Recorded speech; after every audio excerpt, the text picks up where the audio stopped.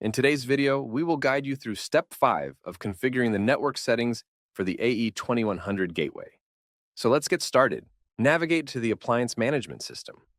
Open a browser and navigate to the IP address that you noted earlier to /AMS.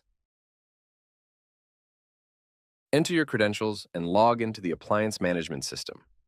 Next, navigate to the Configuration tab on the left.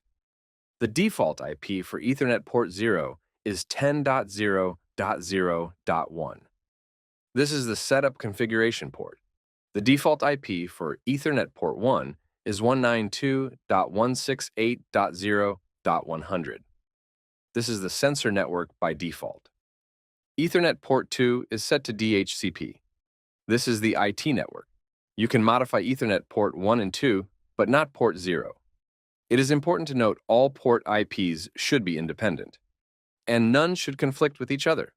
As always, you can check out our website for helpful information on any of our products, or contact us at info.us@ifm.com or call into 1-800-441-8246 to speak with somebody who can assist you. Thank you for your time and have a great day.